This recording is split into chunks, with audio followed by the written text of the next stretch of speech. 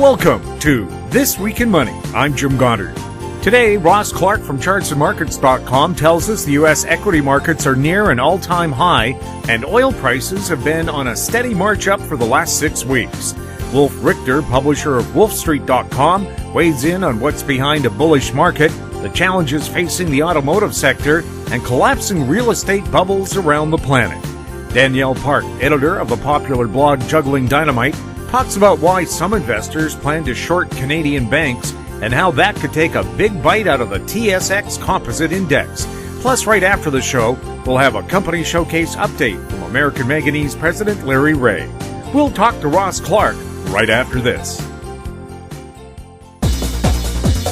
Hi, I'm Douglas Mason, President and CEO of Magnum Gold Corp, MGI and the TSX Venture Exchange. A 2015 drill program on the LH property intersected several high-grade gold intersections, including 11 meters of 20.66 grams per ton gold. Additional drill targets on the LH property have been identified by a 2018 drone airborne magnetic survey to further evaluate a pyrrhotite-enriched gold-bearing system. Please visit our website at magnumgoldcorp.com. Welcome to This Week in Money, the source for market opinions. Here is Jim Goddard. My guest is Ross Clark from chartsandmarkets.com, where you'll find insightful market commentary and timely technical analysis. Welcome back to This Week in Money. Always a pleasure, Jim. Ross, a green chart up on the wall here, just about everything that's followed on the stock market and the commodity market up, finishing up at the end of the week. Was it an up week, and is this going to continue? Oh, well, it was a Disney parade this week. There we were, all-time highs in Disney, best day that it had since way back in 2009, coming off the bottom. Boeing is bouncing as well. The financials, you got J.P. Morgan taking off after a consolidation, so we're back in the risk-on market again. Data out of China is looking better. Gosh, if you take a look at the high-yield bonds, the JNK and the HYGs, they've recovered exceptionally well off their lows. We're back to levels that we haven't seen in over a year. And if you account for the dividends, the distributions that come out of these things, they are just so far above their all-time highs, it's not funny. So, we're in one of those great momentum plays right now. Started in December. And had a few small hiccups along the way, but each one of the pullbacks has been reasonable as far as the broad indices are concerned.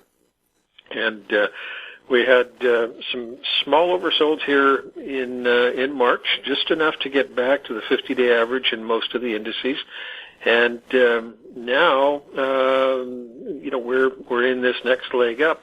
So, rather than second-guessing where the top will be, my inclination is that you take a look at the 50-day moving average. As long as you're trending above that or above the 20-week, then play with the trend, buy the small pullbacks, and the top end of the channels, if anything, looking at it, you probably got a Dow target sort of up around the 27,000 level. Let's see what it looks like when it gets there. But for now, things are healthy over there.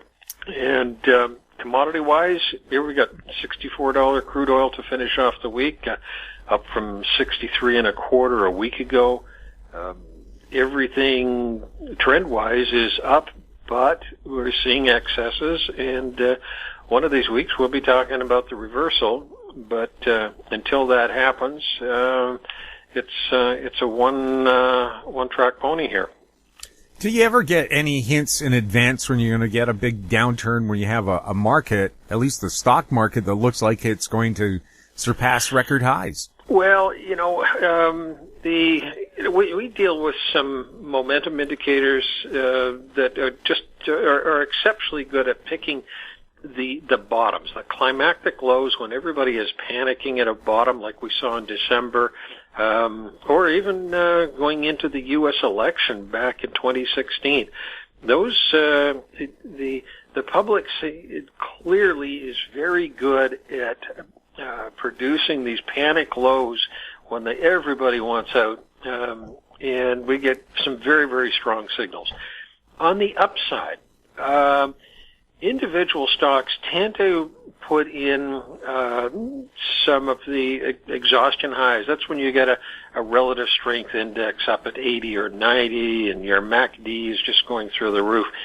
But most stock indices don't top that way. Most of them just get tired. They make marginally higher highs, small corrections, then marginally higher highs again.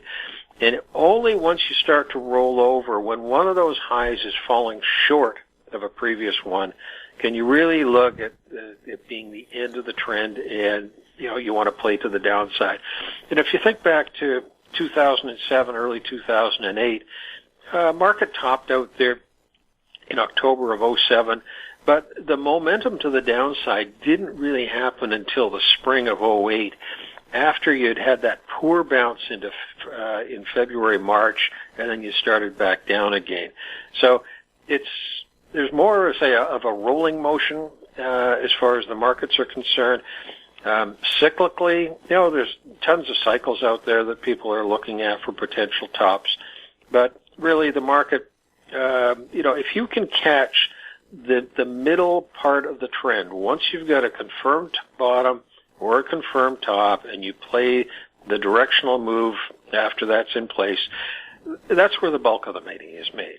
And so where we are right now, as I say, you probably want to look at the 50-day moving average in the broad indices, or the 20-week.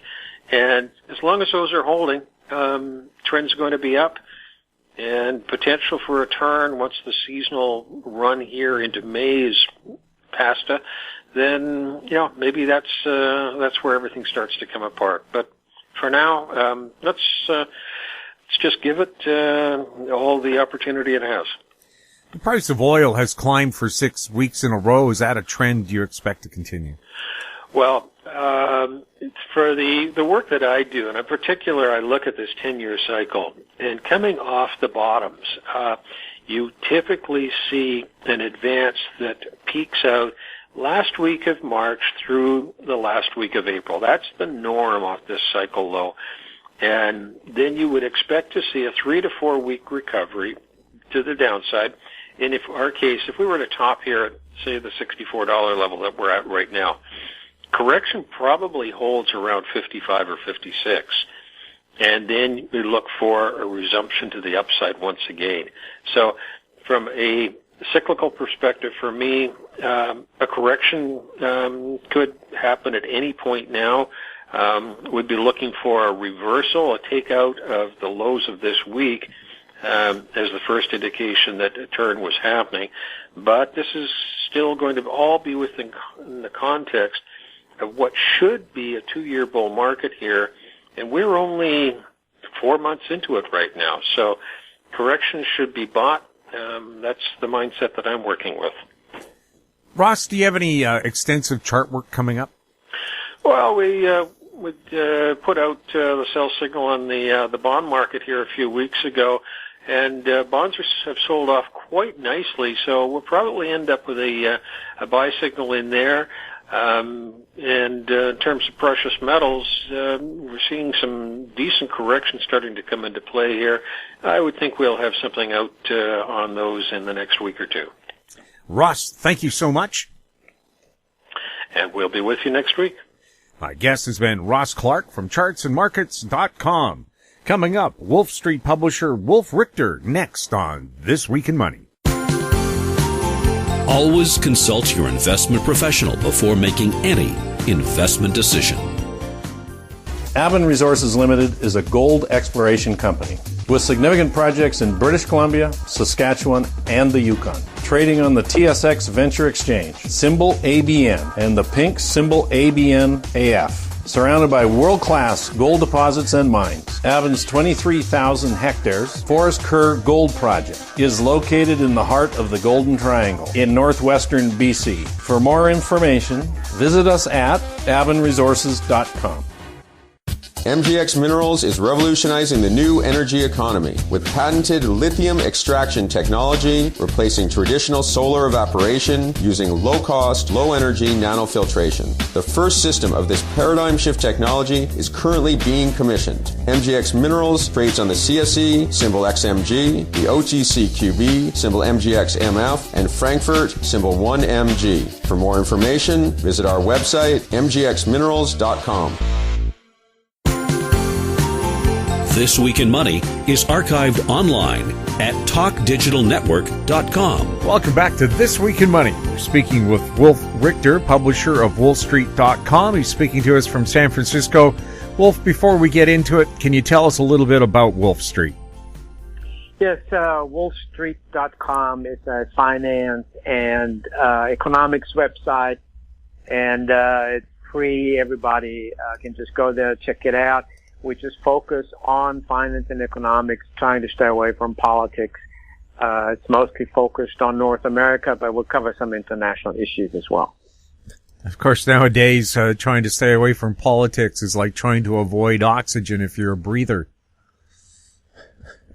Yeah, that's true. And politics filters into business and economics a lot, and we touch upon that, but I think the goal is to stay away from partisan politics, from this bickering that's going on, and instead focus on the actual policies that impact economic and business decisions. Wolf, S&P 500 companies have been buying back their own shares at a record pace. What has this done to stocks, and what would happen if this slowed down or ended? Yeah, so share buybacks are the elephant in the room. Yeah, these are S&P 500 companies, so the largest companies traded in the New York Stock Exchanges, and they're buying back their own shares. So they're taking money that they either borrow or that they have invested in treasury securities or whatever, and they're going out into the market and they're buying back their own shares. This used to be illegal until 1982. It used to be considered securities fraud until it was changed in 1982, and because it's market manipulation. I mean, these companies are the relentless bid. You know, they're not buying to acquire an asset at a relatively low price or at the lowest possible price. They're buying to drive up the price. So they're the relentless bid, as I call it. They're bidding on everything. They're bidding high. The purpose is to drive up the share price. And the amount of buybacks in 2018 has soared by 55% over 2017 to $806 billion US. That is a huge amount. That is 37% above the prior record, which was in 2007. And obviously, in 2007, we all know what came afterwards when companies spent so much money buying back their own shares. But this money it's wasted essentially. You know, taking money and they're not getting anything in return. Those shares are retired. You know, they disappear essentially, and there's nothing that these companies have to show for except the higher share price for the remaining shares that remain outstanding. So this $806 billion that in 2018 was used for share buybacks dwarfs all other investors out there in the market. And among the major investor groups, there's foreign investors, and in 2018 they shed $234 billion. There are pension funds, and they shed $900 billion. And part of the reason why pension funds are shedding stocks is because stocks have risen so much, and pension funds have asset allocations. So they have to keep those asset allocations in line with their models, and so they have to sell some assets when they rise a lot and buy others. And stock mutual funds have shed $217 billion. That's a well-known thing that's been going on for years, that stock mutual funds are shedding stocks because investors are shifting more to exchange-traded funds. Life insurers, they added $61 billion, so they added a little bit, and American households added $223 billion. So the net of that's over 5 years. So the last 5 years, these major investor groups shed $1.1 trillion in shares. And over the same 5 years, so including 2018, which was $800 billion, over the same 5 years, corporate America bought back $3 trillion of their own shares. So these other investor groups shed $1 trillion, and corporate America buys back $3 trillion. So this is how this has happened. Yeah. So the largest single purchaser, or the largest purchaser really out there of your shares, is corporate America, or the companies buying back their own shares. And this has been the staunchest ally in this bull market ever since the financial crisis. I mean, that's been happening year after year, and at a record-setting pace in 2018. So now the question is, what will happen to stocks if it ever slows down? And there's lots of reasons why this slows down. Number one, the big spike in 2018 was in part because of the reform of the tax law in the United States, and that caused all kinds of shifts and changes, and so companies invested some of this money in their share buybacks, that money that they brought back from overseas, and that was predicted, and it did happen. And so now there are efforts underway in Congress to go back to a model where share buybacks are illegal. That's the pre-1982 model, where it's considered securities fraud to do this kind of stuff. And so Goldman Sachs came out with a research note that asked what would happen if Congress actually succeeded and made share buybacks illegal again, and what would happen to the stock market if this were the case. And it does take a genius to figure this out. If you take over the past 5 years, if you take corporate buying out of the equation, that's $3 trillion in shares that wouldn't have been bought. That would have had a super dramatic impact on the stock market. And so Goldman Sachs says, volatility will go up, earnings per shares will go down, share prices will go down. The whole thing will turn into kind of a very unpleasant mess. Because that big buyer that is corporate America, buying back its own shares, that's the driver behind the bull market. That's the driver behind these high valuations that we now have. That's a buyer that doesn't care how much something costs. The more the better. And so when that goes away, the bull market will just come to a sudden end and a very unpleasant end.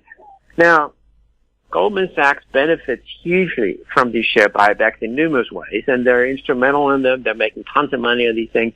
So, Goldman Sachs is very interested in,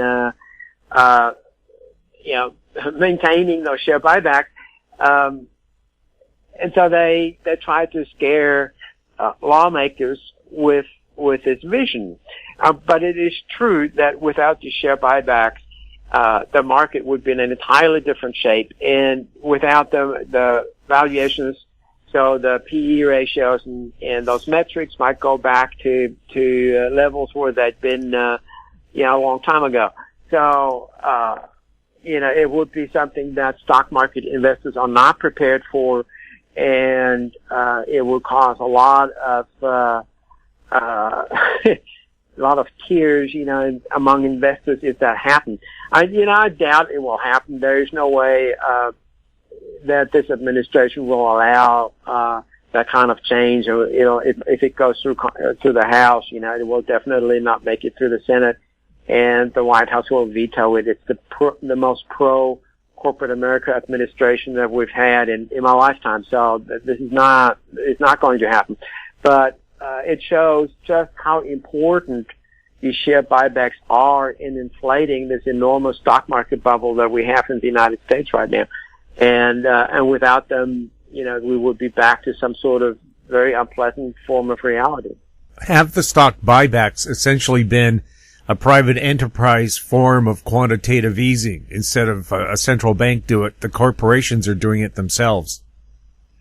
Yeah, but the central banks had a lot to do with it because, that's correct. But the central banks gave companies cheap funding. You have to remember that a good part of these share buybacks are funded with debt. And debt, has been available very easily to these companies, and it's very cheap. Apple, for example, Apple is the biggest share buyback queen that we have, but it now has over $100 billion in debt that it didn't have before because of those share buybacks. So it uses some of its cash to buy back shares, but it also borrows money to buy back shares, and it borrows at yields that are just barely above U.S. government yields. So, the central banks, with the emphasis on cheap interest rates, have enabled this level of share buybacks. Now, companies that sit on a lot of cash can always buy back their shares without borrowing, but most American companies are very heavily indebted. And the big ones are General Electric, for example, that was a huge share buyback queen until it essentially stopped it and cut its dividend to zero because it got in trouble. Sears, which is now bankrupt, bought back $5 billion worth of its shares early on, some time ago. All these companies, they didn't have this cash. They borrowed this money to buy back their own shares, and this borrowing was made cheaply available by the central banks. So central banks indirectly enabled these companies to do that. We'll have more with Wolf Richter when we return with This Week in Money. Media recognition from Bloomberg, Reuters, recycling trade publications, patented process for 100% recovery of critical metals, including cobalt, lithium, nickel, manganese, aluminum. American Manganese is focused on recycling lithium-ion batteries for electric vehicles. American Manganese trades on the TSX Venture, AMY, the US, AMY.ZF, and Frankfurt 2AM. For more information, visit AmericanManganeseInc.com or phone me, Larry Ray, at 778-574-4444. I'm Douglas Mason, CEO of Naturally Splendid, symbol NSP on the TSX Venture Exchange. Naturally Splendid is a biotechnology and consumer products company focused on the global cannabis and health markets. Naturally Splendid is expanding distribution in this rapidly growing market with products currently in Canada, the USA, South Korea, Germany, and Australia. To view our comprehensive company presentation and for more information, please visit our website at naturallysplendid.com. This Week in Money is archived online at talkdigitalnetwork.com. Welcome back. We're speaking with Wolf Richter. Wolf, what's going on in the auto sector? Let's start with new cars first. It's not very pleasant. So in the United States, new car sales in the first quarter are down 3.2% from a year ago. And last year, so 2018, was already a down year. A record year in the United States was 2016. So, in Canada, in the first quarter, new car sales are down 4.1%. And they're getting close to levels where they've been in 2016 as well. And there's an issue here that is an issue that won't go away. And that is simply that Americans are driving the cars longer. The cars are getting better. Every year they get a little better. The average age of the car on the road is closing in on 12 years. And so car sales had peaked in the United States in 2001, 2002 at it's just over 17 million units a year. And then they declined gradually, and then the financial crisis hit and sales plunged. And then from 2010 onward, sales rose quite sharply. And in 2015, for the first time in 15 years, set a new record, just barely above the level of 2001. And then they started declining again. So now we're back below where we were in 2001 in terms of annual vehicle sales. And, that's the sign of a very mature industry. Even though the population in the United States is rising at close to 1% a year over the same period, vehicles last longer, people buy fewer of them. There's a demographic shift toward living in large urban centers where people, like in San Francisco, a lot of people don't even own a car, or in New York City, in Manhattan, people who live in Manhattan rarely own a car. You don't really want one. You don't need one, and it's too expensive to keep and too much trouble. So, these are shifts that are happening with some intensity. The new construction that we see in urban areas is all high rises and close to transportation centers. And this is little by little, it adds up. So now, the industry has practically no hopes of, setting big new records in total vehicle sales. And so what they're doing now is raising prices. And they've been doing that for years, and it's not a secret. This is just a structural thing in the U.S. economy, and a similar thing is happening in Canada. And so they're raising prices. And Americans we love big equipment, so we buy trucks and SUVs and compact SUVs, and sales of those have been soaring. But sales of cars, of sedans and smaller cars have been plunging. And car sales in the United States since 2014 are down about 30%.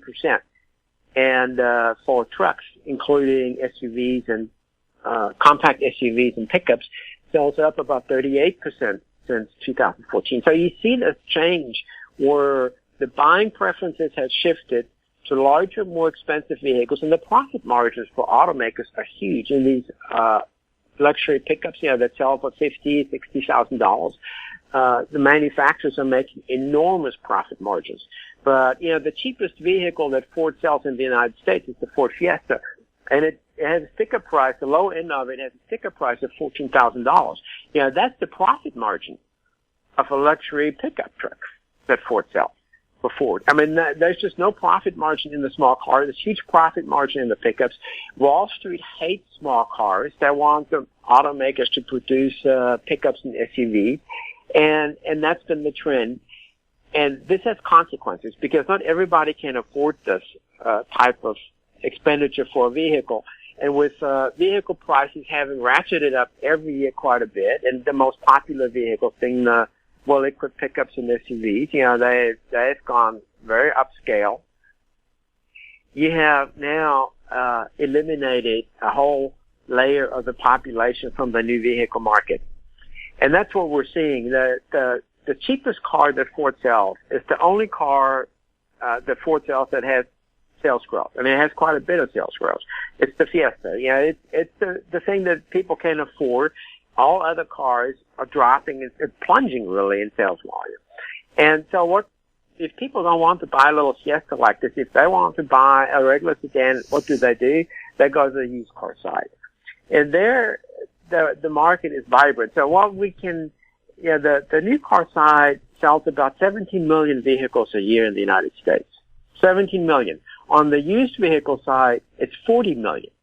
So the used vehicle market is far larger than the new vehicle market, and a big supplier to the used vehicle market are the rental car companies, and they buy millions of cars, and actually cars. They buy trucks too, but they buy a lot of cars, and these are large fleet purchases that buy millions of them a year. And most of the car sales in the United States, the actual car sales, the sedan sales, are to fleets like that.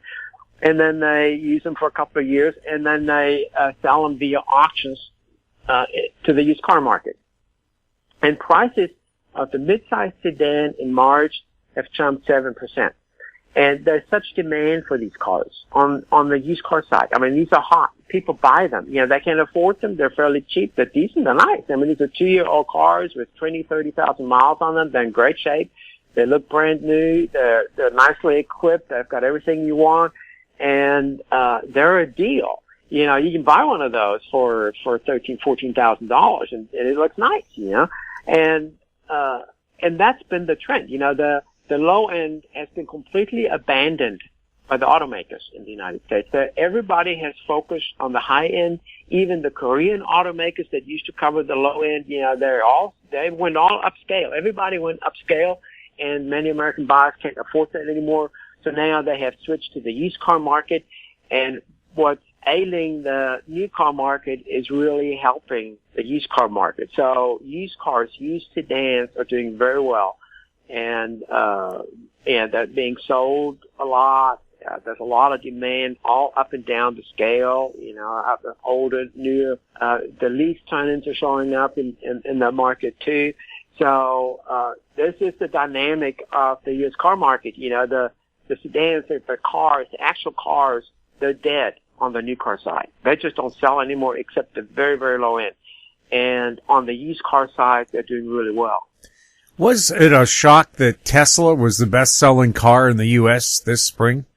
Well, it's not a shock because there's nothing selling in the United States in terms of cars. They're plunging. Car sales are plunging. And Tesla's deliveries in the first quarter were down too, and Tesla's having all kinds of problems in the United States. They don't announce car sales for the United States.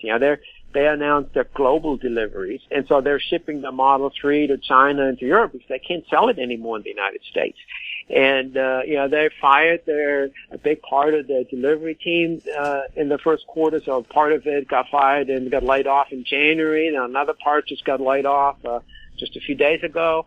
They're having a real problem, with selling their cars because it's just not, there's a demand, there's a pent-up demand for Teslas. There's a lot of hype about them, and now everybody that wanted one has one, and it's back to normal. Now they're having to discover how hard it is to sell a sedan, especially an expensive sedan that costs $50,000 in the United States. It's tough, If you have an SUV for $35,000 to $50,000, you can sell it. The Tesla SUV is a lot more expensive, but if you had if they had a $35,000 SUV, it would sell a lot. But the four-door cars are just, they're now in the same battle as the other automakers. And too bad that Tesla doesn't announce actual vehicle sales in the United States. They don't, and they're estimated, and we don't really know.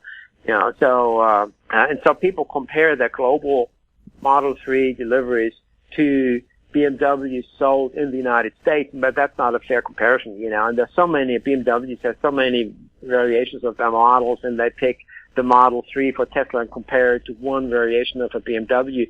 Overall, BMW has blown Tesla away in the United States. So, Tesla is trying to, is now showcasing a new model, a cheaper SUV, and they know that they can't sell cars in the United States. The market is just dead.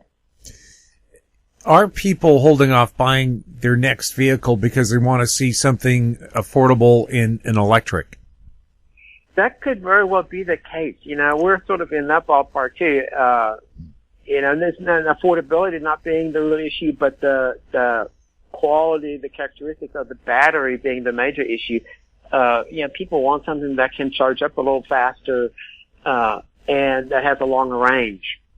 And prices are starting to come down into the range, but the, battery that gets you 300 miles, especially if you expect cold weather, that's still a challenge. In California, where the weather is never really cold, unless you go into the mountains, that's less of an issue. And, California is Tesla's largest U.S. market. But, there's a lot of people that are looking at electric cars as something that they want to buy, and the batteries may not be quite ready yet, so they think maybe next year, maybe year after next, or maybe we'll buy lease turn-in. Now, they're starting to show up, the 2-year-old EVs that's been leased are now showing up in dealerships, and they're a real deal because EV values on these car market is just totally collapsed, and nobody wants to buy them because of the potential battery issues. That batteries might not last very long, and then you buy a used vehicle that's 2 years old, and then after you own it for 3 or 4 years, and then suddenly your battery doesn't hold a charge anymore. Now those fears are kind of that's been proven wrong. The batteries have lasted pretty well, but there is and there's starting to be an industry out there to replace these batteries, so that's starting to happen. But you can buy a 2-year-old EV for a fraction of the amount of a new one. And so remember, EVs are starting to have some impact on these decisions too. But the percentages are really tiny, so I don't know that. Now, for example, General Motors sales dropped 7% in the first quarter from a year ago. I don't think that 7% drop can be ascribed to people waiting for more GM EVs coming on the market. GM has a pretty good EV on the market, and that's doing well. But I think there are just other issues involved than just the hopes for more affordable EVs. Ford announced it's going to build an electric F-150 pickup truck, a smart move on their part? Well, everybody will have all of the vehicle lines available as EVs. I mean, that's the trend. They're all working on it, and once the battery problem is resolved, EVs make an enormous amount of sense for vehicles that have to tow stuff, because an electric motor has, within the band that it's operating, has essentially a flat torque curve, so you don't have to rev it up. If you pull a trailer, you have instant torque available as you start rolling, So they're ideally suited for towing and for hauling heavy loads. It's just that the batteries are still somewhat of a problem. Now, in a pickup truck, weight's not that much of an issue as it is in a small car, so you can put a pretty heavy battery into a pickup and it'll still be all right. Now, if you want to tow a horse trailer across the country, the problem is that you have to charge that battery every few hours, and if that charging time takes you an hour every time, it's really not a good solution yet. So I think everybody is developing. Every manufacturer is developing EVs for all the major model lines, and they're all at the same time waiting for better battery technology to solve some of the issues that they're facing. Well, I know my dad's solution would be to just throw a Honda generator in the back of the pickup. Yeah, the hybrids have that system, and BMWs they have what's called a range extender, and that's exactly that. It's a small combustion engine with a generator that charges up the battery, while you're driving, and of course it's under the hood so you can't see it, but they have that in the i3 model, but that's a very complex solution, because now you have an internal combustion engine plus you have all the electric equipment. So that's a solution that's probably not going to work very long because it's too expensive. It has both technologies in one package. The ideal solution would be to come up with a battery that you can charge up in 10 minutes and go. And it's they're going to get there, but they're not there today. We'll have more with Wolf Richter when This Week in Money returns.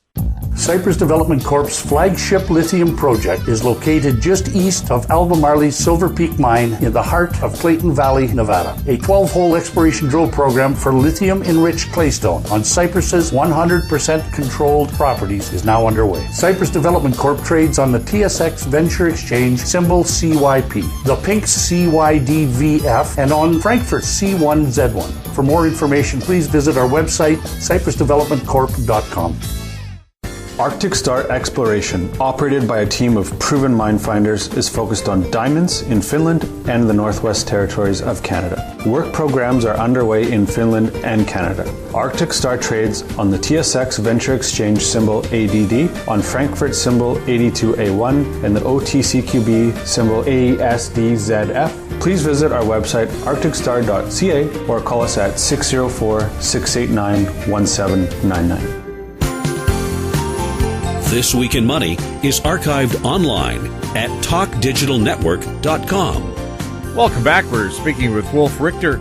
Wolf, what's the status of the U.S. dollar as the global reserve currency? The most important thing to know about the U.S. dollar as global reserve currency is that it's not the only one. And people confuse that a lot. There are a bunch of global reserve currencies, and the Canadian dollar being one of them. And so the dollar is just one of them. And so now we look at the share that the dollar has of those global reserve currencies. And right now the share is just ever so gradually dwindling. It's now at around 62%, but in the 1990s it was lower than that. It was like 46% and dropped 46%. Then it went back up to 70%. The euro showed up, and since the euro showed up as a currency, the dollar has been losing ground to the euro, and the euro is now 20% roughly in terms of share of global reserve currency.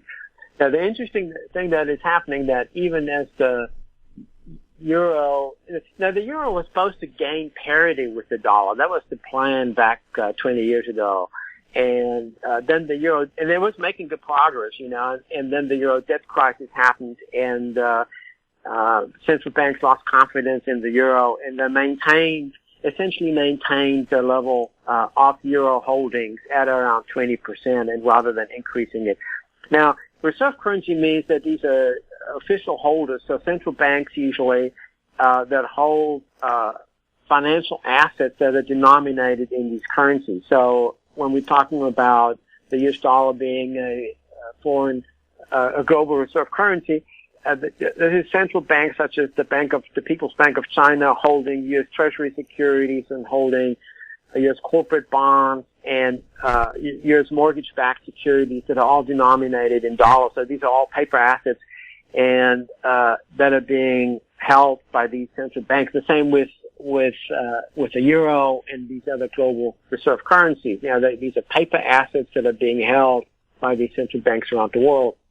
Now, the big thing to watch that everybody was hyping up is the Chinese renminbi, and it was included in IMF's basket of reserve currencies back in 2016, and so people expected it to soar in terms of its share at the expense of the dollar. China is the second largest economy in the world, so people expected the currency of China to assume a more important role in the world as it should, and that just hasn't happened. It's just so gradually ticked up. So in the latest reading, and the IMF publishes this data, and so in the latest reading that came out just a few days ago, the Chinese renminbi had a share of just 1.9%. And interestingly, for the first time ever, it beat the Canadian dollar, which had a share of 1.8%. So, that's where the Chinese renminbi stands right now. The yen has been gaining favor. It's now the third largest reserve currency with a share of 5%. The euro with a share of 20.7%, the dollar with a share of 61.7%. And then at the bottom, there are a bunch of smaller currencies like the Australian dollar, the Swiss francs, and some others that are unnamed. Yeah. So the death of the US dollar isn't going to happen anytime soon. Too much depends on it. Central banks want stability. So any changes that are happening very gradually. The Chinese renminbi will continue to grow, but it will be so slow that watching grass grow will be an exciting enterprise, comparatively speaking. At the same time, there's this theory out there that a country that has the dominant, or there's a lot of times it's said, that the United States has the dominant reserve currency because it has a huge trade deficit with the rest of the world, but that's actually a requirement in order to have that reserve currency. You must have a trade deficit with the rest of the world, and that has been proven untrue.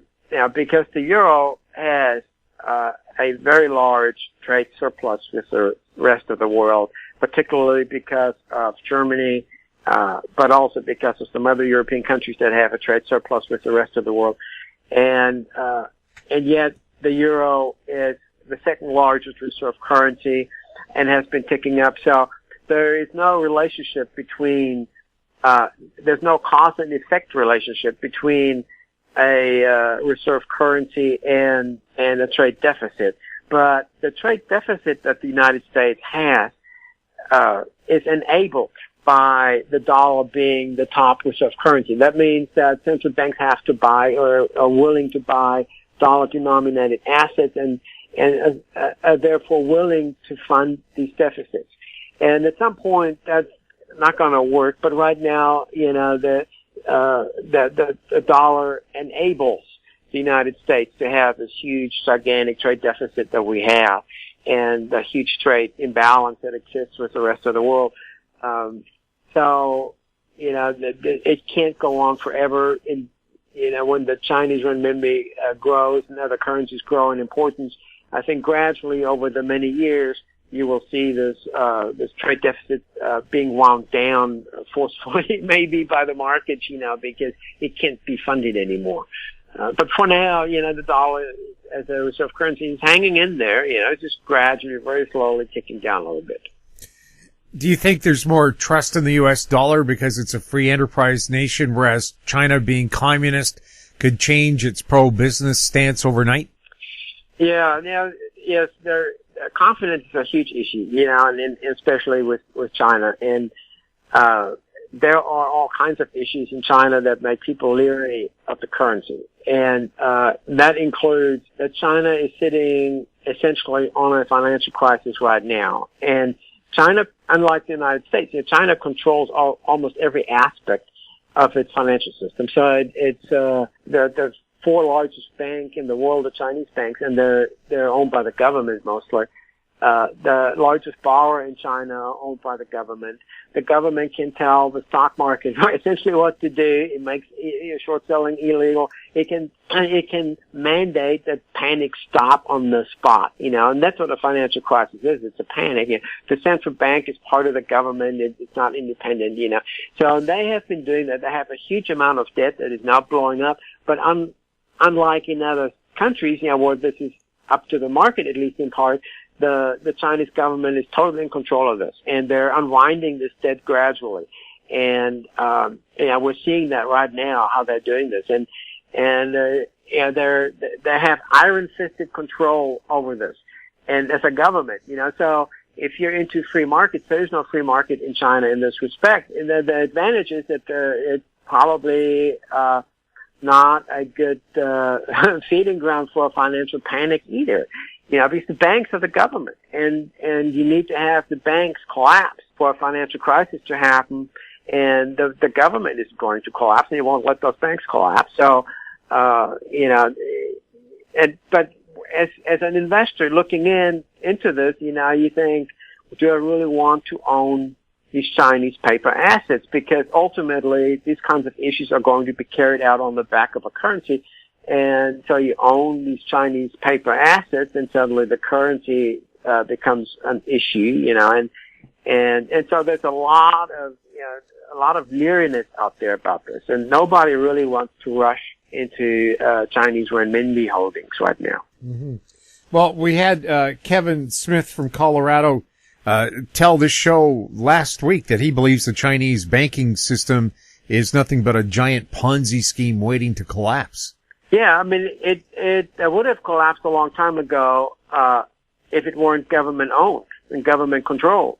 They already bailed out the banks, before, and the way, this is not investors doing this, it's the government. The government owns a majority share of these huge four mega banks, and they tell the banks what to do, and they tell the banks to roll over the debt. They just did it again. They tell the banks to roll over the debt from the provinces and the municipalities that can't pay.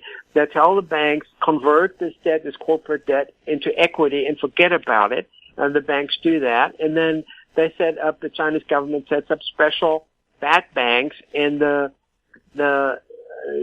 banks sell their assets to these bad banks, and the government, keeps these four big banks afloat, and bails them out on a constant basis, and tells them what to do, so it just can't happen. A classic free market financial crisis just cannot happen in China.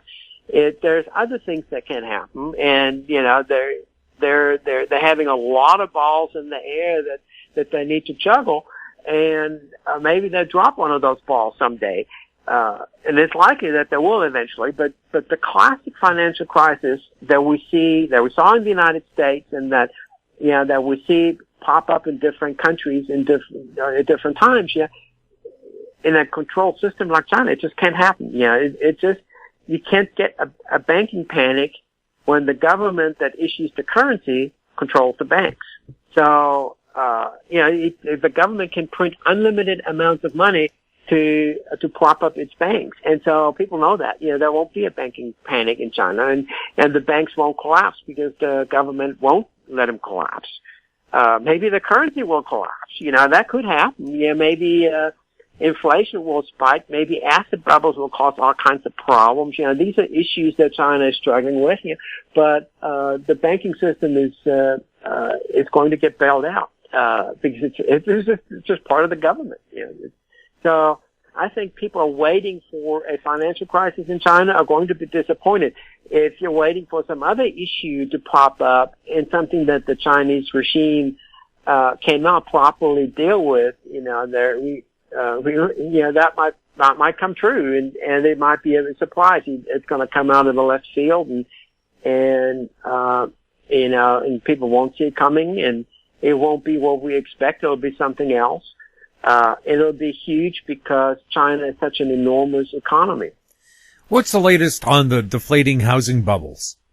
I'm glad you asked, because this is starting to be a kind of a global thing. We had these housing bubbles develop around the world over the past 10 years with the central bank easy money policies, and in some countries, they never experienced the financial crisis, such as Canada and Australia.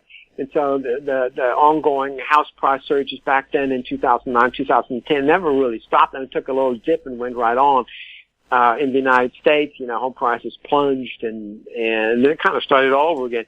But that wasn't the case in some of those countries. So now we have this process unwinding in almost lockstep in several countries. So in Australia, it's taking the most severe form, where in Sydney, home prices are already down 14% from the peak.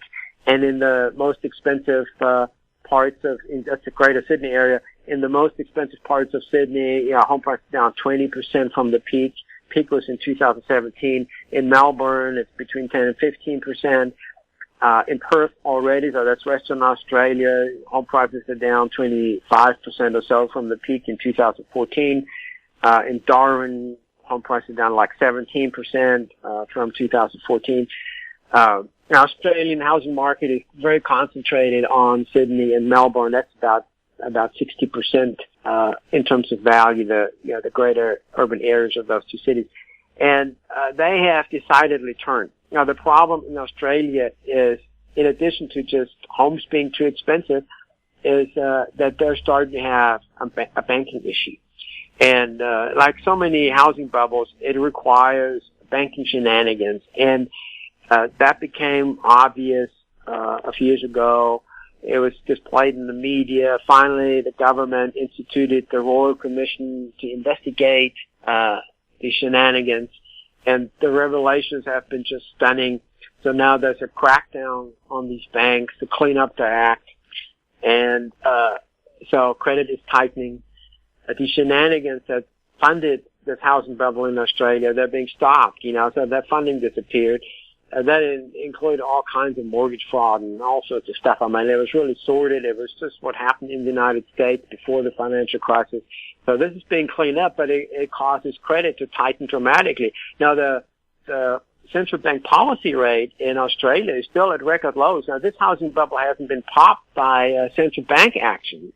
This has been popped by all kinds of influences, including a crackdown by regulators on bank shenanigans. Now, it's starting to scare away Chinese investors. They're a big factor in Australia. And so Chinese investments in the Australian housing market have plunged. Dropping home values scared Chinese investors even more.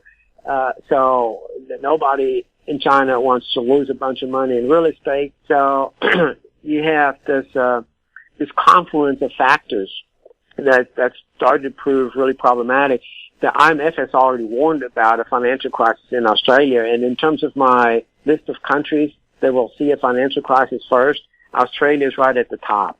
Yeah, it's just primed for one. And the government's getting nervous. The central bank, the Reserve Bank of Australia is getting nervous about this issue. So it's something that's playing out in fairly dramatic fashion. Now, in Canada, there's a little bit more, a little calmer. but home prices in Toronto, in the Greater Toronto area, peaked in April 2017. In March, so over the past 2 years, the average home price in Toronto has dropped about 14%. They've leveled off, so right now they're kind of leveling, but they're down about 14% from that March peak in 2017. Sales volume has plunged. In Vancouver, the same principle, but a lot worse. Sales volume just completely fell apart in Vancouver. The number that it's just shocking, when you think about it. It's got a lot of press.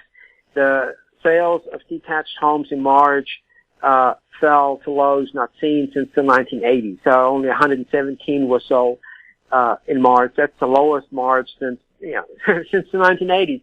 The market has essentially frozen up. What that means is that buyers and sellers are too far apart. The sellers are under no pressure to sell at this point, so they're not selling. They're just sitting on their homes.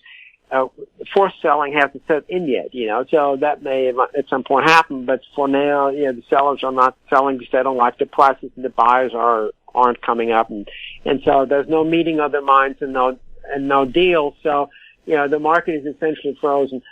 Condo sales, they were holding up, and they've come down sharply, and now prices have come down with both detached and condos quite a bit.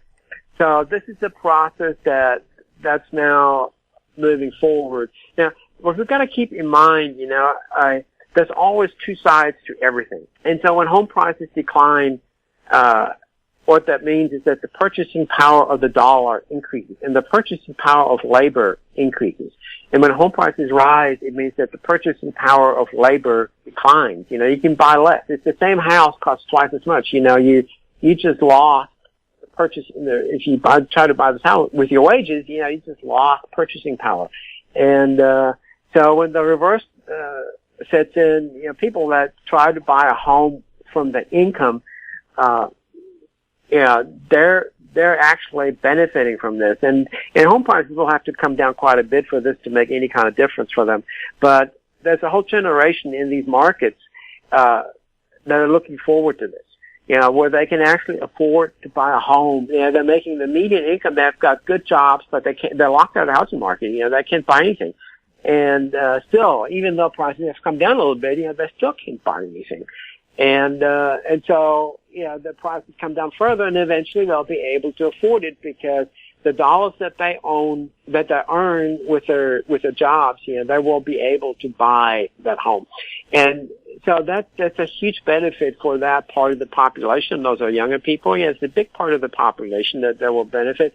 So, there's sort of a wash. There's one side always gets hurt and the other side always wins. It just takes turns.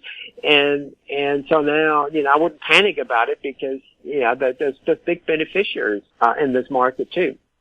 And, we've seen the same downturns in real estate now in London, especially in the expensive, prime central London. It's happening quite a bit. I mean, that's a big issue there, and house prices coming down and the market freezing up. London has the issue of Brexit on top of the other issues.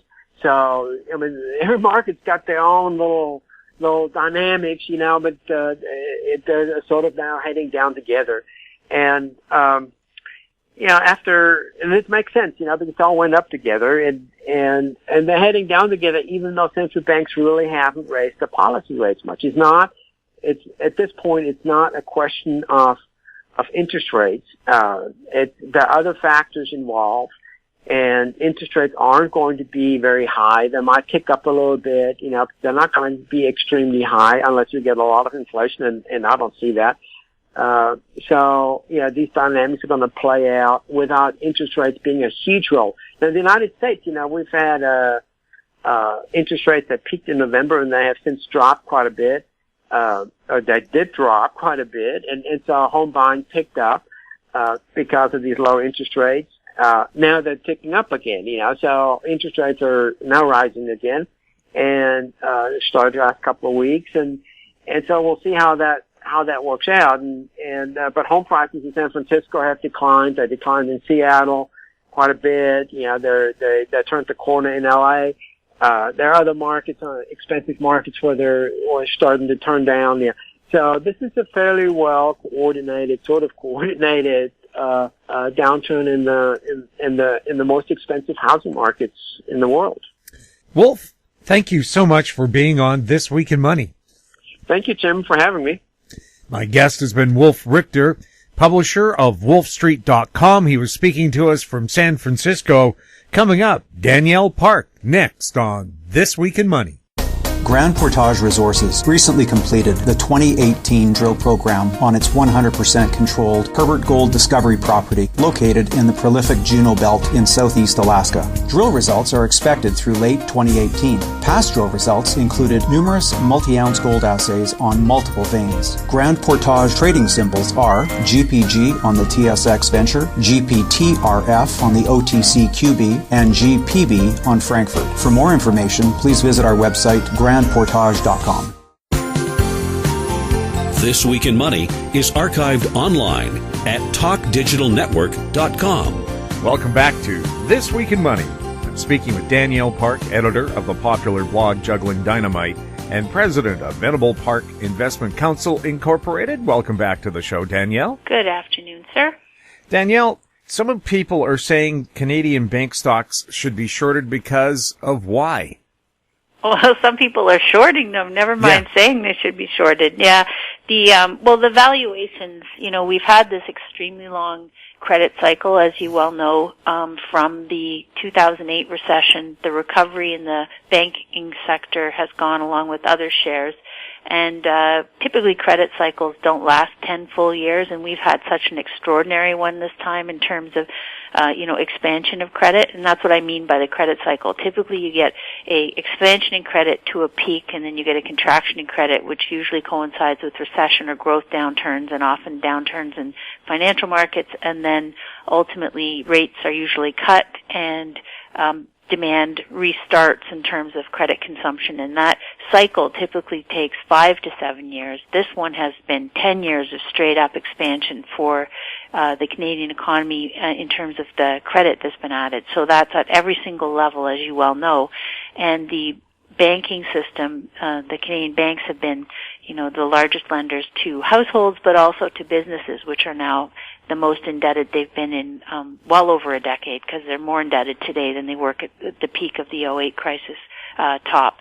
So that in itself, combined with the fact that the banks have never factored in any sort of significant downturn or slowdown or retracement in that trend. They have very modest loan loss provisions set aside, and so many analysts have started to notice this and say, hey guys, you realize not only are you at the end of a 10-year credit expansion where you've lent more than ever before, but you're also at the end of a 15-year real estate expansion. And again, that's typically a cycle that doesn't last forever in terms of upward gains, and has indeed peaked, as we've seen, in terms of sales, in terms of price in many cases, peaked in 17 or early 18, and so we've seen weakness there. And if that mean reverts, that doesn't clear in a matter of weeks, Jim.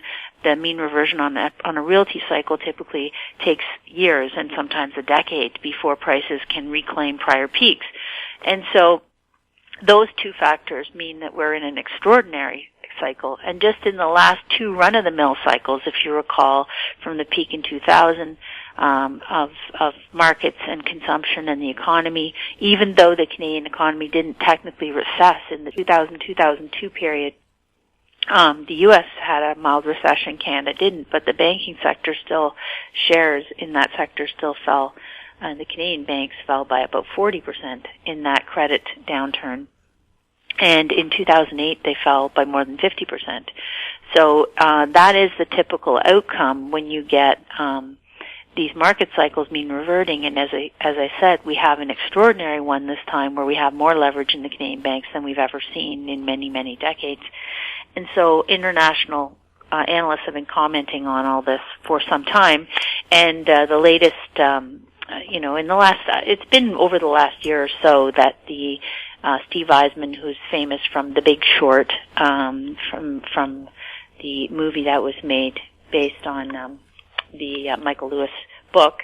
He was famous for having shorted the U.S. banks. He was one of the guys who figured out that the credit derivatives mess was going to implode, and his firm reaped something like $1 billion by selling those things short before they fell and then buying them back.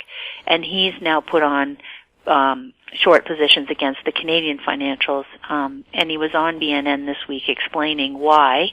And, very matter of fact, the reality is, as I've said many times, if you talk about the credit mean reversion cycle and the downside to the Canadian banking sector, which PS is 38% of our TSX composite, right?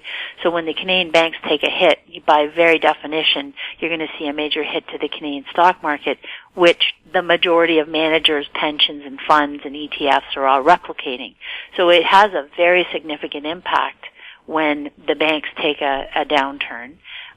But his point was just that he's not saying the Canadian banks are going to collapse. He's not saying this is the end of the world or that Canada's not a nice place. As I've often said, all those things are Canada is a great place, and we do have a reasonably stable banking system. But that's not to say that the shares haven't become extremely overvalued and the banks haven't become too complacent with this credit cycle, and which means that more loss provisions are going to need to be set aside. We've already got an inverted yield curve which compresses earnings in this environment. We're already coming off of a record earnings cycle where earnings, leapt for the last few years. All those things come to an end and typically merge into a falling price for the bank shares, which then trickles over into a major impact on the overall markets, as I've said. And really importantly this time, because people have been faced with these low yields on more conservative deposit-bearing instruments like GICs and, the safest government bonds, because the yields were so suppressed this time thanks to all the central bank intervention, a lot more people migrated. People with low risk tolerance, people that are at or near retirement and really cannot afford to lose money, left things that were, quote, safe and traditional and went into increasingly things like shares that paid dividends. And that is where the real impact comes, because when you get a drop in banking shares, which is just typical, not abnormal, not the end of the world, it really will have an outsized impact on these people just as they can least afford it. And that's what's really significant. So I think all those things make Canada sort of extra vulnerable this time. BC has no federal officers engaged in investigating money laundering. How much damage has that done to the Canadian economy? So isn't that interesting, right? That was a new study from the BC government that came out, I guess it was just this week, and they found that there's been zero federal anti-money laundering funds designated to try and attack the money flows that have been coming in, both from the illicit drug trade, which we all know we have an opioid epidemic in Canada, just like in many parts of America, and the flow of those drugs typically is coming in through British Columbia from the east, from Asia, and hitting the either in through the casinos in the money laundering we've discussed before and that W5 has done specials on, and then also in through various, real estate agents, mortgage brokers, companies that are not required under Canadian law to unveil the actual beneficial owners of these things, and you get this wash of funds. Now, how ironic is it that we have an epidemic of debt in Canada because households have been reaching for very unsustainable home prices, unaffordable home prices, especially in places like Vancouver, 12 times the average household income, which is absolutely insane. And it has made debt slaves of many households just to try and keep up. A very tiny percentage of real estate or homes are bought cash, Jim. The money laundering, though, that principle that comes in is very often cash buys and price indiscriminate, right? Because it's illegal, illicit flows to begin with. They're not doing anything after tax, so they're not as sensitive to whether or not something is a good price. They just want to hide capital, get it into the traditional banking system to wash it through things like asset ownership. And so in doing so, They have helped to drive the price of properties up, not just in British Columbia, but in Toronto and other places in Canada. And that has also drove up, the unaffordability problems, the social impacts, and the debt slaves that we have. So it's going to be something that's going to cost us for a long time, because people are going to be for many years trying to work their way out of these record debt levels, just as the population is aging and, needing to have a downsize and have less expenditures and try and free up more capital for savings, especially after we get into another, bear market in stocks that wipes out a big chunk of people's savings because they're been pushed from low rates into risk-seeking behaviors that they really should never have been in the first place. So you have this sort of a perfect storm of stuff. And this is all the social costs that have come of allowing these funds to flow freely. We've not only funded a drug epidemic, we funded a debt epidemic. And, we know that there's been a lot of people paid to look the other way because they were making commissions on the transactions or making fees, professional fees of various kinds for structuring these things for people. And so, those people were not in the business of trying to flag anything, and the rest of us are now going to pay the costs in, as they say, all the negative health ramifications of the drug addictions, but also of all the weight in our realty sector, which has imbalanced our economy and now will impact us more than it normally would when we go into the downturn phase. So it's a very the cry from the people trying to combat it, prosecutors and people that are in the police business are saying, like, we needed funding yesterday, guys. We've allowed them over the last decade to really just fan out and have their way in Canada, and now it's going to take a very concerted effort to arrest and stop some of these activities. Well, and because they've been doing it for so long, they've become world-renowned experts at it. Even if they get police looking after them, they're probably going to be very elusive. Well, Jim, but by that metric, we shouldn't try and catch anything, right? Well, I know that's exactly. Just let everyone. I mean, and the thing is, yes, they're really well established, and we should, this gravy train through casinos into land banks into high-priced condos and penthouses and mansions that are sitting empty. I mean, these are the skeletons that remain from a decade of bad policies, which had the perception or the appearance of activity and economic progress, and in the end undermined everything. Well, I was just going to say it was the BC Liberal government who disbanded the RCMP squad that looked after money laundering in casinos. And their excuse was, well, they've had such a poor success rate in convicting people, why bother? Right. Well, very similar to the financial sector and the rampant criminality that has run amok for the last 20 years, but the last decade since 2008, when they ought to have been reined in, prosecuted, individuals held accountable for their criminal acts. Instead, they were given a new lease, allowed to go free, have routinely paid fines, and now we have, all the carnage that, again, is going to plague us for the next, several years trying to clean up the mess that's been made. So it's been just a policy of look the other way, allow malfeasance to pay fines, cost of doing fines, and continue. And it was all sort of based on the what's the harm? If it drives up our prices of houses, people that own them feel more wealthy, and surely that's good for the economy. But we are well past any argument that this has been good for the economy, because now we have the payback phase. Well, the deferred prosecution agreement provision put in by the Trudeau government was specifically to look after the SNC-Lavalin accusations of bribery and fraud. Again, nobody goes to jail, you just get a fine. Yes, absolutely. And it is true that they have put these agreements in place in other countries, but they also went to specific effort to have a process, a rule set.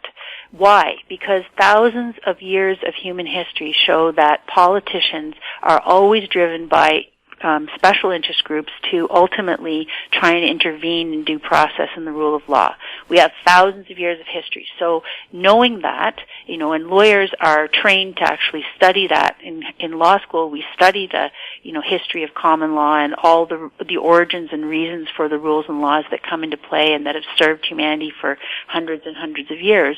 So we are steeped in those traditions. We understand why rules against political interference are there, for example, why we have to have, independent prosecutors set up, and why they have to follow a code of conduct and a rule of process, and why, investigators have to be separate from prosecutors, and why prosecutors have to be separate from politicians.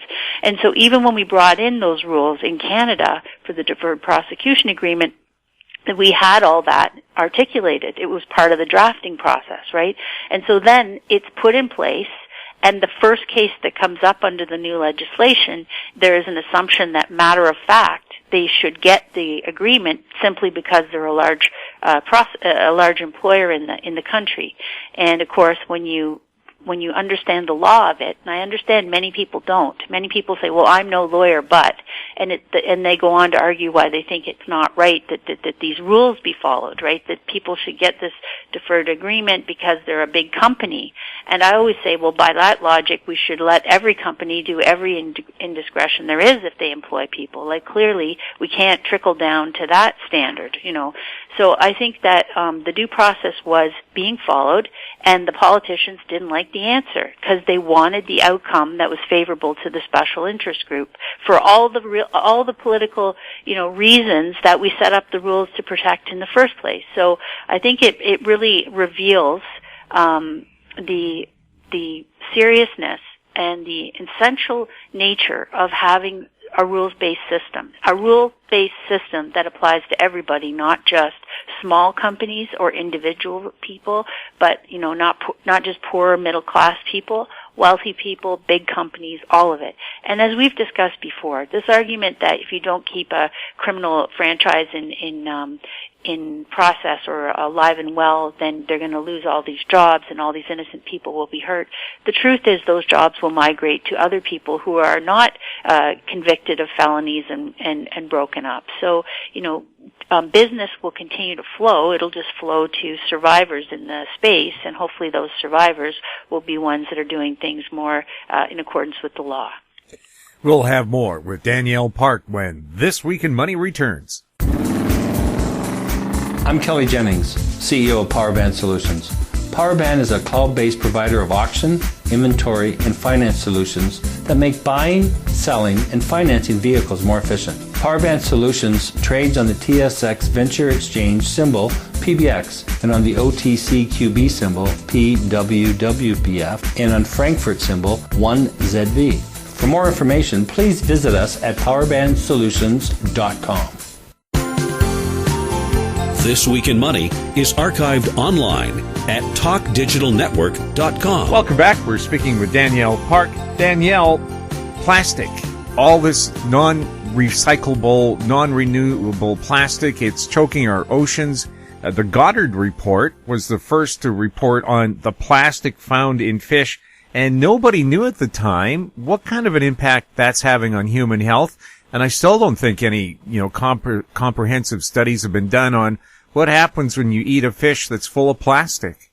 Mm-hmm. And our water system and our drinking water system is now full of plastic particulates. So it is a plague. It's everywhere in the world, and it's absolutely unnecessary, right? For years we've used 90% of plastics are made from petroleum-based products or petroleum-based substance. We don't need to do that. We do have, there's many other options available. In the old days, we used lots of biodegradable things. We used, they used banana leaves, they used burlap, they used cotton, they used paper, things that would break down. And there's no question that plastic has been, an incredible substance that was developed, but no one had a notion of the scale of pollution that would come off of that product as the population went from 1 to 2 to 6 to 7 billion people and beyond. And so, now we've got a bunch of, talk about an area for great growth and investment is, we need to ban this kind of plastic that can't break down, because clearly it's an absolute madness that we have rivers of plastic now running through the world. We have this profound impact on every kind of system in terms of health, no doubt very bad things. Even they're finding, just the packaging itself is leaching into the food. So you could be buying something you think is organic and have it full of, toxins from the packaging it's put in. And this has been my beef with trying to buy, sustainable, organic, non-GMO foods. Very often the stuff that has the most ethical profile and is sold or presented in stores as, all those noble ideas is packaged in tons of plastic that won't break down. So there's no connection, there's no authenticity that goes from the producers of the food and including the packaging that they're using.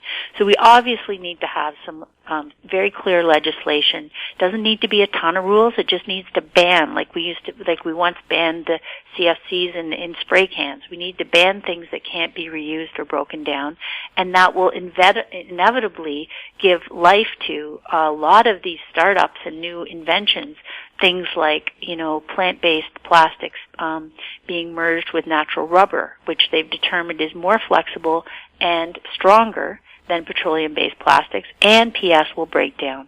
So it's not that we can't, figure out a lot smarter things to do, but again, the chokehold here is the status quo. The status quo, and especially in Canada with its deep connections to fossil fuels, we have not banned even single-use plastics like the EU countries have, and that's about this whole, connection between the politicians and the big business and the fossil fuel industry, in particular in Canada. So it's just another divestiture we must make, and then we'll have the benefit of all the growth and the new jobs and the new innovation that can come from these other types of packaging.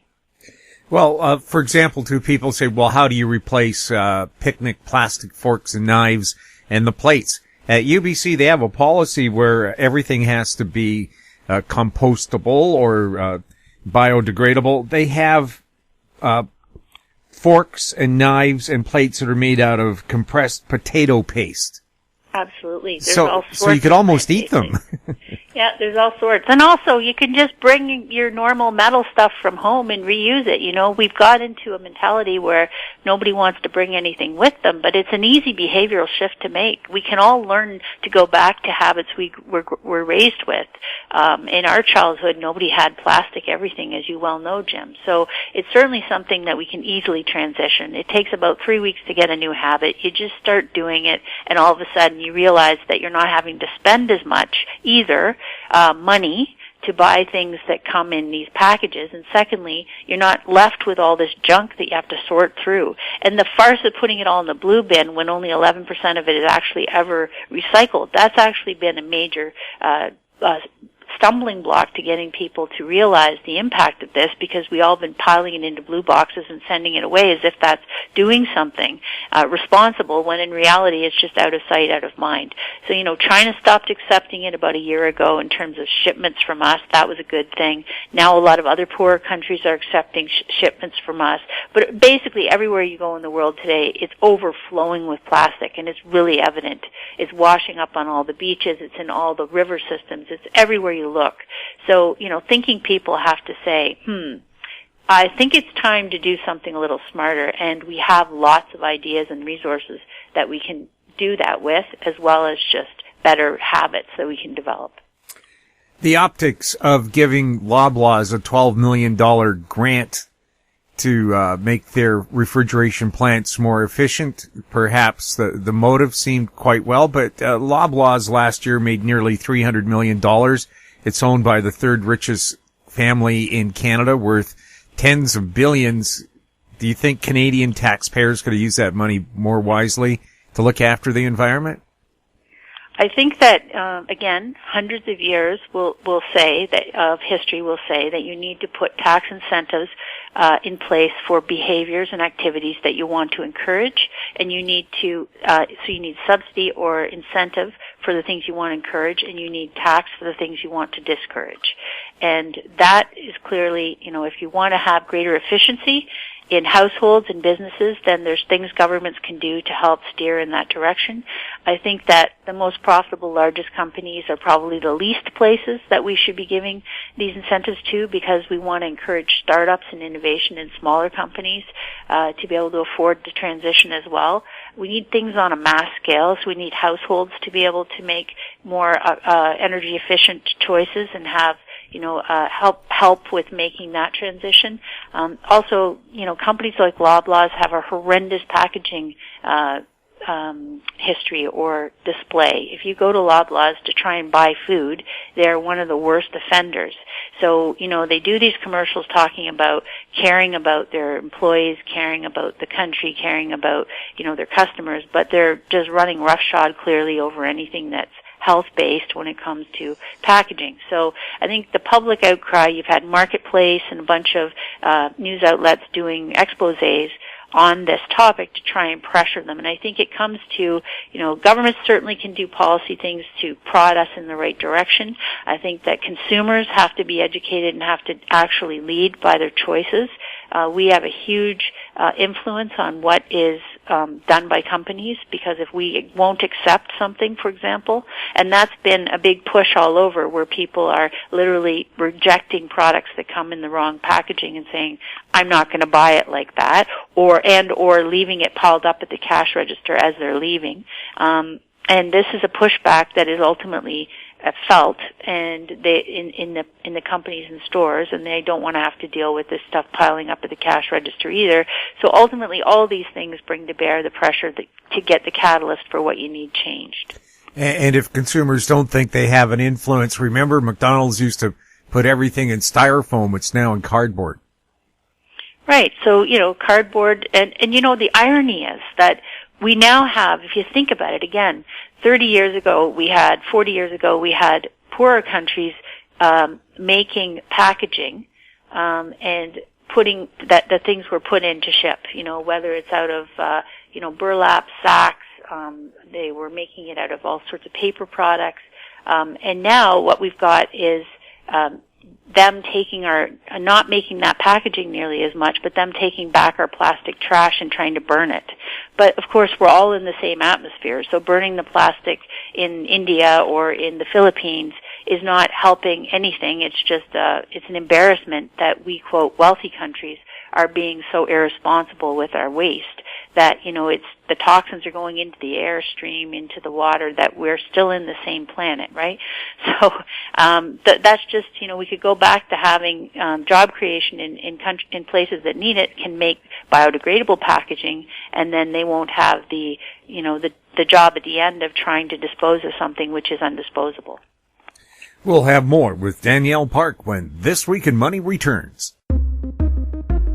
Hi, I'm Douglas Mason, President and CEO of Rainy Mountain Royalty Corp., RMO, on the TSX Venture Exchange. Rainy Mountain Royalty Corp. is a Canadian-based mineral exploration project generator. The company currently holds multiple property interests in Ontario with joint venture partners and is seeking further joint venture partners for other drill-ready properties in our portfolio. For more information, please visit our website at rmroyalty.com or call me at 604-922-2030.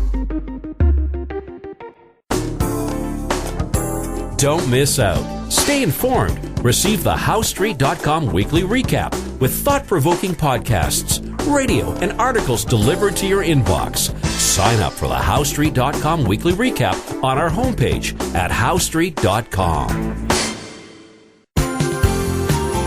This Week in Money is archived online at TalkDigitalNetwork.com. Welcome back to This Week in Money. We're speaking with Danielle Park. Danielle, why is it the economy is not working for most Canadians?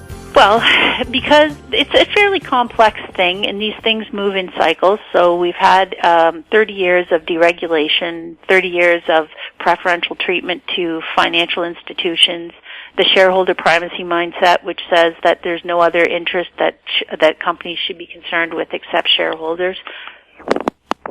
No longer is there a focus on all the various stakeholders, which include the employees, which include the bond holders, which include the creditors, which includes the environment in which they operate. So make sure you can continue doing your business in the way that you're doing it. none of that has been considered relevant. Everything's been about how do you get quarterly profits higher. And this focus on very short-term quarterly profits has had a very long-term cost.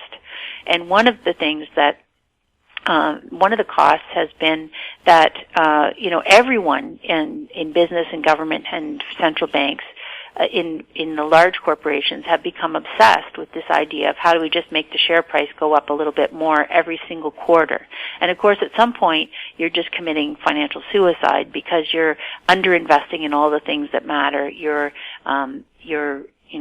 leaving harm and disaster everywhere that is going to have to be cleaned up after the fact.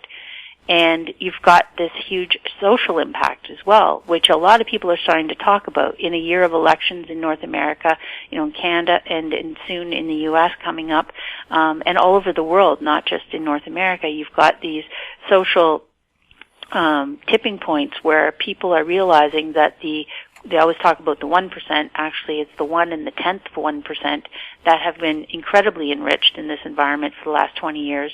Pendulum has gone fully to the extreme side of that equation, and everybody else has got the same or less than they had 10 and 20 years ago in terms of, standard of living, in terms of net cash flow after their effort, because the last decade has all been how do we get them to take on more debt to make it look like they're doing just as well as everyone else, when the masses clearly are not doing as well as they were even 20 and 30 years ago. So what you have now, I think, is, we have a long history of these events happening. They usually end in some kind of redistribution cycle where the haves that have extreme wealth end up having to give some to the have lessers, either through, high taxation rates. We've come from very low corporate tax rates. We're likely to move into a period of rising tax rates. We're probably going to see rising property taxes. So this is the one form of redistribution comes in moving from low tax to high tax times. The other way is outright confiscation. We saw that in Saudi Arabia when the Crown Prince came in and basically put a bunch of his cohorts in a sort of a jail in a hotel and held them there till they agreed to give, a couple of $1 billion back to the system, to the country, or to the coffers of the king. So that's a very typical way, too, that it's done through outright confiscation. And sometimes it's war, whether it's civil war or more of an international conflict. But ultimately, resources that have become too concentrated in one place or sector or people are usually taken back. And a lot of people that have benefited from the current system are now starting to be concerned about that. They're worried about pitchforks coming. They're worried about how extreme this redistribution cycle could get, and they're trying to ward it off at the pass. So they're writing books. They're, Capitalists Arise or How Capitalism Needs to be Reformed. These are all from people that have, are billionaires or are doing very well on this system, but saying we're worried about what's coming next.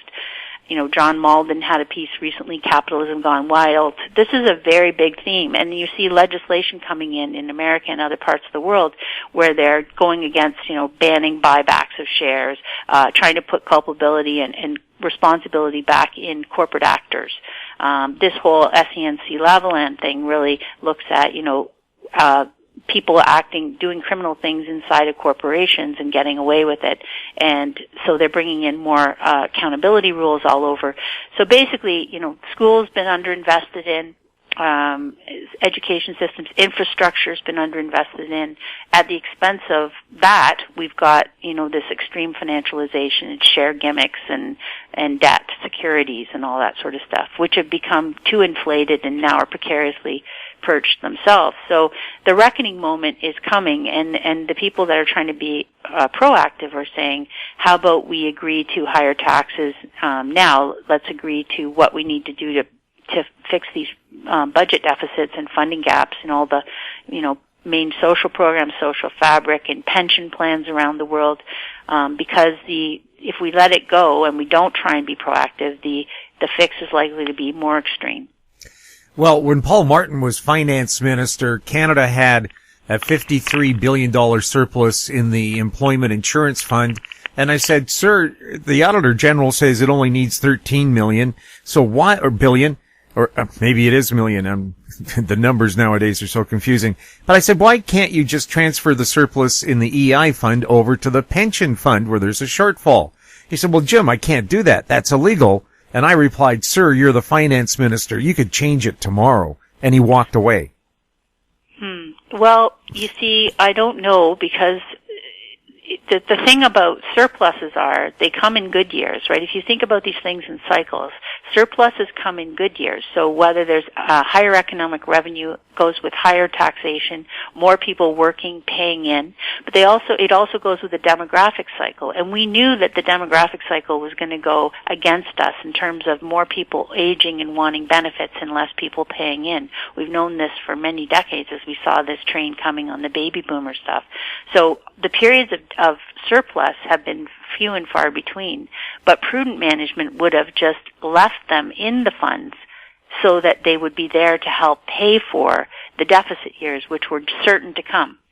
And instead, in many places, whenever I remember in Alberta, even in 2006 or 7, they had a surplus in the budget, and the government gave everyone back $500 or $600 a head so they could go buy a flat screen TV.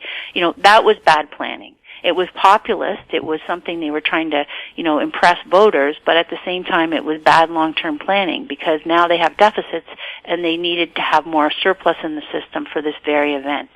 So it's the same when it comes to pensions. Why are pensions so underfunded? Because when they had boom years in up cycles of the market, they did not cash stuff out, set it aside, become more prudent. Instead, they factored that in as a perpetual rate of return, and so they didn't fund things sufficiently.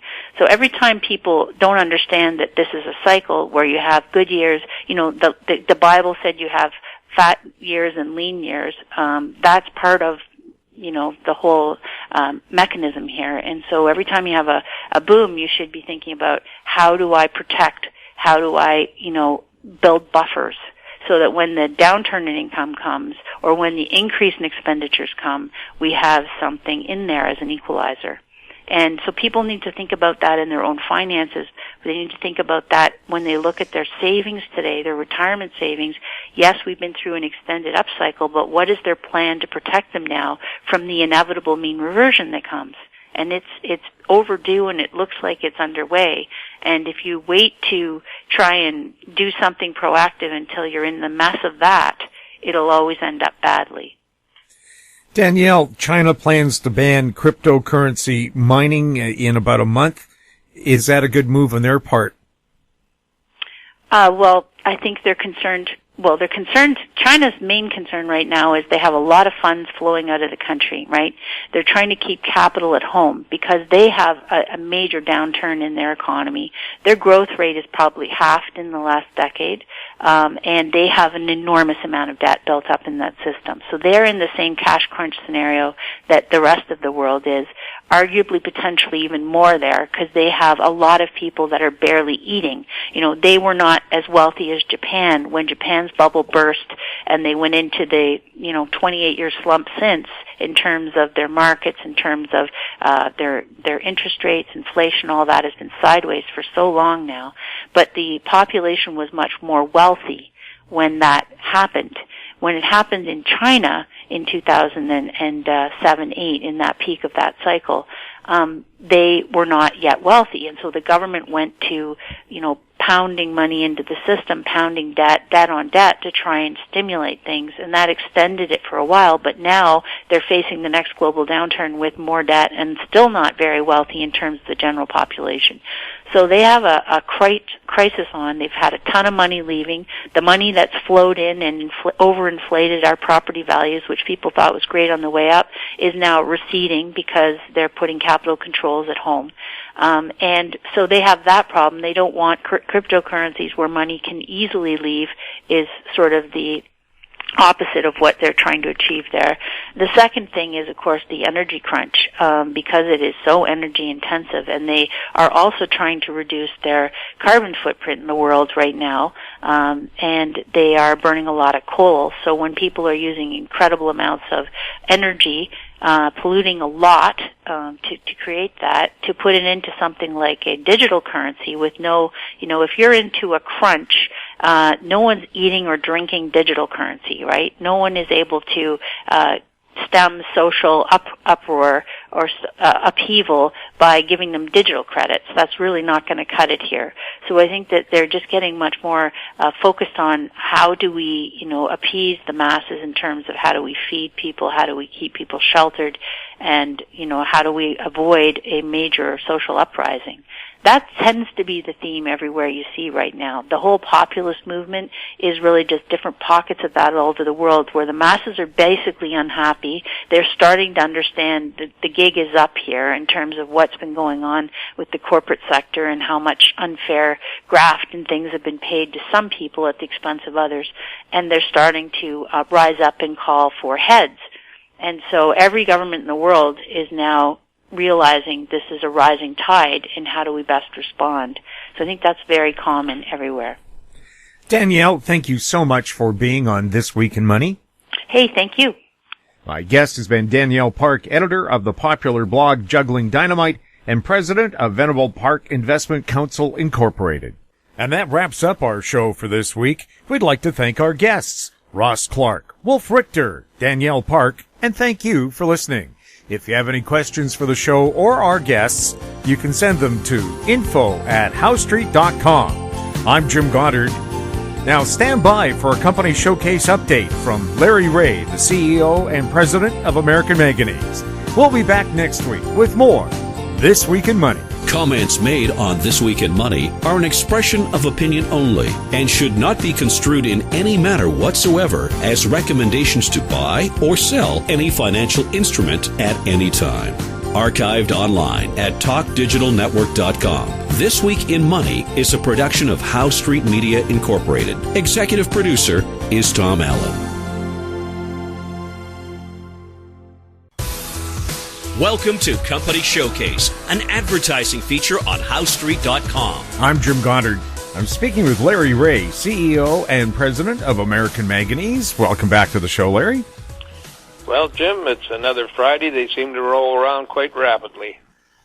And Larry, you've cranked out another news release. Nobody puts out more news, I think, than you do. What's the latest? Well, before I get into the latest, I'd just like to say we do have a lot of news stream that comes out, but we are in an emerging market, and there's always a lot of stuff to talk about that I'm not sure that everybody follows, and I just like to keep everybody up to date on how exciting this project is. And the news release we put out was an update on the stage 1 and 2, and some of the assays we got back, which is the initial assays. And I would just like to go through that a little bit and explain that, we didn't get the 100%, and I don't believe that, after looking at the feedstock and everything else that we will, but we'll get close to it. And what we got was the initial pass, and I mentioned in my podcast, I think last week or the week before, that looking at the foils, I saw bits and pieces of cathode material clinging to it. Now, we think we've developed something that will actually get most of that off, and I say most of it off. But when that happens, of course, that means that you're not getting 100% of the material back.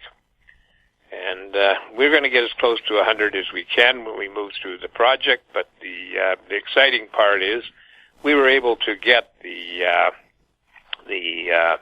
cathode materials out with a very high purity, and that is the important part, because we want to make battery material that can go directly back to the battery company. Now, when you look at that and you say, okay, what does that mean? Well, it means one big thing that we've never talked about. We always use the LME base metal prices for the cathode material, but we don't use the enhanced value because of the chemical processes it goes through before it's used in a battery. And that's expensive, and that can range from anywhere from 30 to 50% more per pound of cathode material than the LME prices. We'll eventually use the prices that we get from battery-ready material from our process. It doesn't have to go through these chemical treatments. And if you look at that, you say, why, that is a fantastic thing. You can save the development of batteries with cathode materials. You can save a lot of money. And I'm not sure how that's going to be spread around with between us and the battery manufacturers. But that's something for people to think about. We haven't used those prices. So, and the other thing that's happening is you're seeing a lot of companies that are talking about getting 80% and high returns on recycling. As we investigate through those, we find that it's a bit misleading. And it's ours is transparent. Anybody who wants to do due diligence on us can. Our process is worked by a contractor who's arm's length, that doesn't own any shares in the company, doesn't own any interest in the process. They get paid for the work they do, and that's why they call them a research lab. But I imagine they'd love to have an interest in this because it's one of their favorite projects, and it certainly is the CEO's favorite project from Chemetco, so we have that going for us. Now, the market. What's been happening in the market? You're seeing a stronger market developing, and that's because we got some great amount of credibility from the venture we have with the DOE and their labs. And we wouldn't be there as a foreign company. We wouldn't be there as a private company unless we had something to offer, and that we do. And so that's helped out tremendously. So the people are beginning to see this as a real opportunity. They begin to see this as not a flash in the pan. We're working through it. We've got other patents pending that will even make it even better. And so that's the short and sweet conversation that I'm going to have today, Jim. It's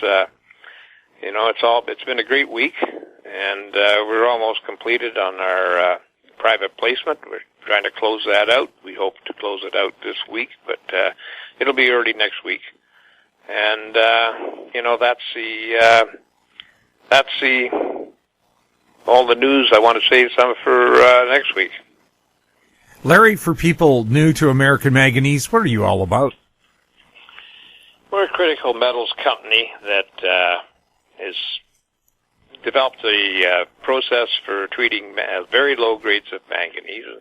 That's one thing that I haven't really discussed much, but I will be doing some press release on that. We have a process that takes the predominant grades of manganese available in the U.S., which are very low, and in the case of Artillery Peak, it's 2 to 3%, and we're able to produce electrolytic metals and electrolytic dioxide for batteries at costs that are very similar to what the Chinese costs are, and they're working with 30 to 50% material.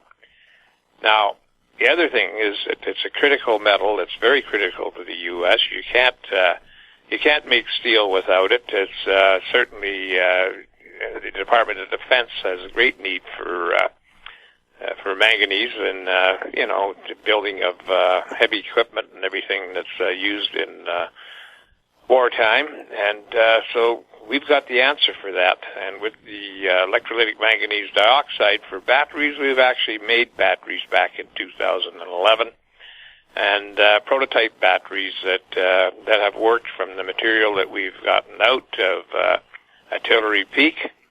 So we'll be hearing a little more about that in the future because the price is starting to strengthen, and I think it's a great asset for the company. It's a cornerstone of the recycling program that we have right now. And just to let you know, you can find anything about that on our website, AmericanManganeseInc.com. And you can also query the company at on their phone at 778-574-4444, You can email me anytime at LREAUGH@AMYMN.com. We're traded on the Toronto Stock Exchange Venture under the symbol AMY. We're traded in the U.S. under the symbol AMYZF. And we're traded in Frankfurt under the symbol 2AM. And I wish everybody a great weekend. Larry, thanks a lot for the update. You're welcome. My guest has been Larry Reaugh, CEO and President of American Manganese. I'm Jim Goddard. Our conversation took place on April 12th. Comments made on Company Showcase are an expression of opinion only and should not be construed in any manner whatsoever as recommendations to buy or sell any financial instrument at any time. Archived online at HowStreet.com. Company Showcase is a production of How Street Media Incorporated.